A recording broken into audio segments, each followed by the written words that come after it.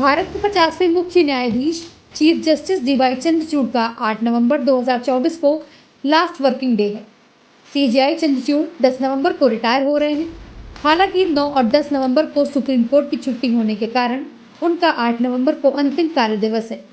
अपने कार्य दिवस के आखिरी दिन सीजेआई चंद्रचूड़ ने अलीगढ़ मुस्लिम यूनिवर्सिटी के अल्पसंख्यक दर्जे पर ऐतिहासिक फैसला सुनाया। बता दें कि सुप्रीम कोर्ट ने इलाहाबाद हाई कोर्ट के फैसले को बदलते हुए यूनिवर्सिटी के अल्पसंख्यक दर्जे को फिलहाल बरकरार रखा है। वहीं चीफ जस्टिस डीवाई चंद्रचूड़ के कार्यकाल को भविष्य में ऐतिहासिक फैसलों के लिए जाना जाएगा। उन्होंने कई अहम फैसले दिए या कई मामलों में वह बेंच का हिस्सा रहे। ऐतिहासिक फैसलों में अयोध्या में राम मंदिर निर्माण से लेकर आर्टिकल 370 और समलैंगिक विवाह समेत कई अहम फैसले हैं।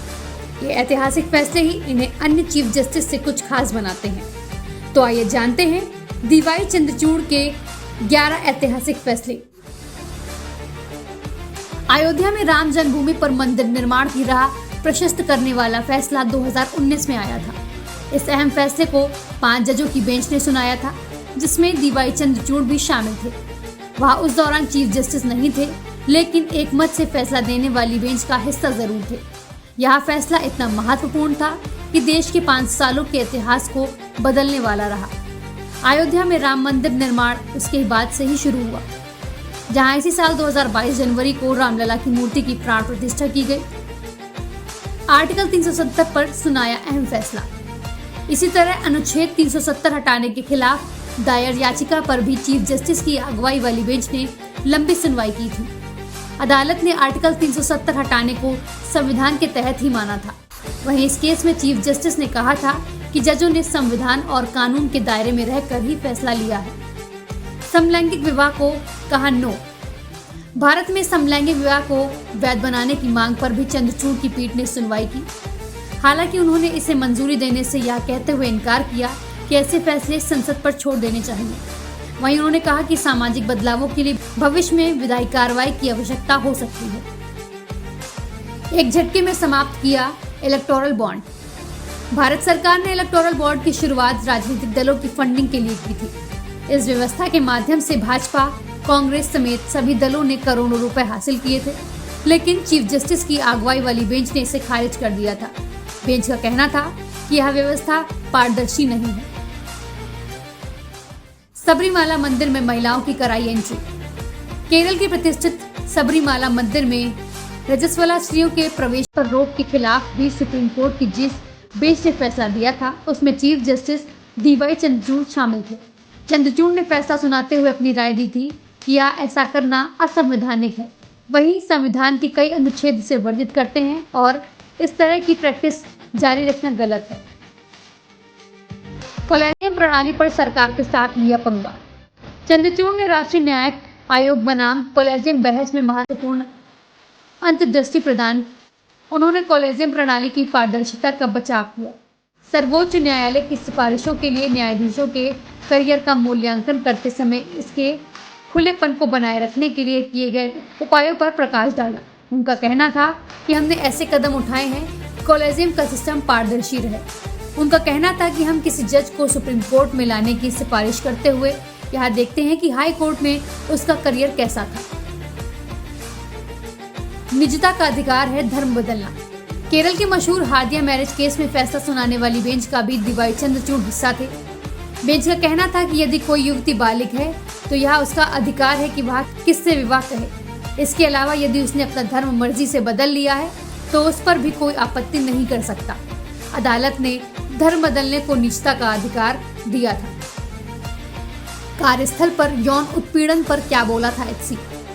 मुख्य न्यायाधीश डीवाई चंद्रचूड़ की अगुवाई वाली बेंच ने कार्यस्थल पर यौन उत्पीड़न को लेकर भी फैसला सुनाया था। बेंच का कहना था कि ऐसा होना महिलाओं के मौलिक अधिकार का हनन है। अदालत ने कहा था कि इससे महिलाएं कैसे कामकाज के लिए प्रोत्साहित हो सकेंगी। दिल्ली सरकार बनाम केंद्र में क्या बोला एचसी।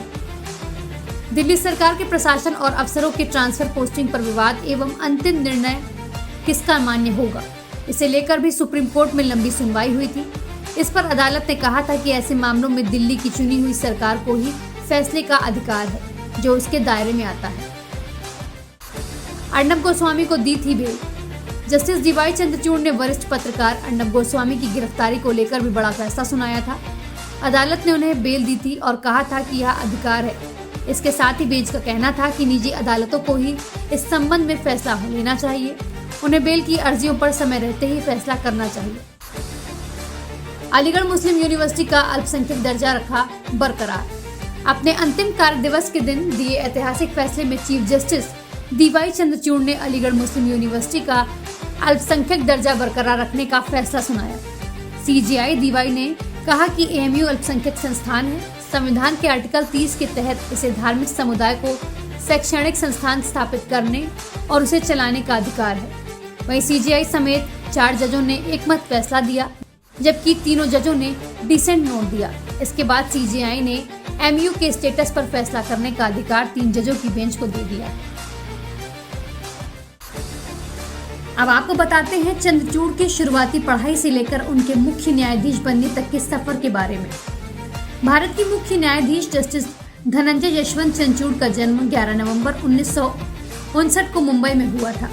उनके पिता यशवंत विष्णु चंद्रचूड़ भारत के 16वें मुख्य न्यायाधीश थे। उन्होंने 22 फरवरी 1978 से 11 जुलाई 1985 तक इस पद पर कार्य किया।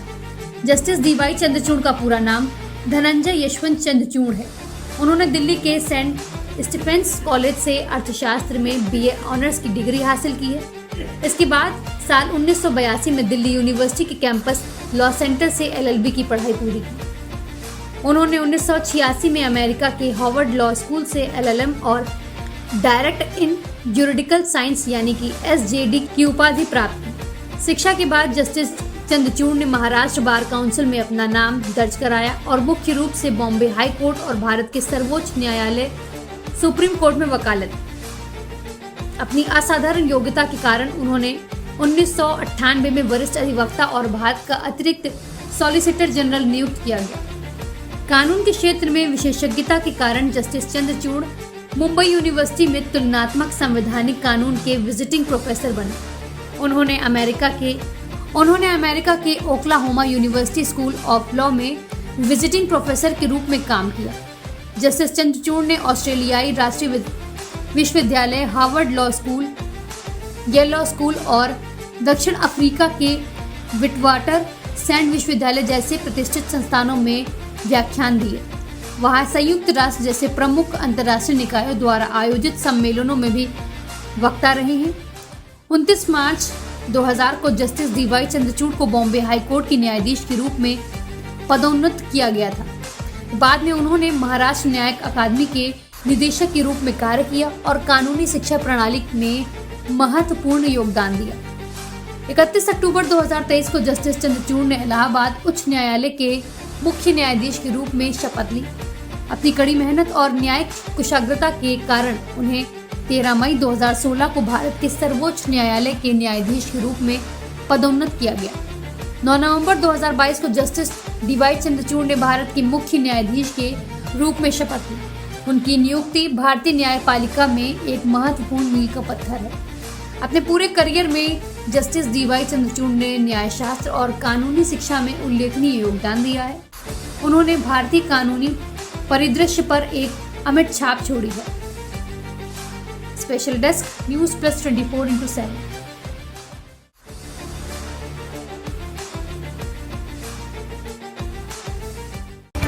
और आप देख रहे हैं न्यूज़ प्लस 24/7।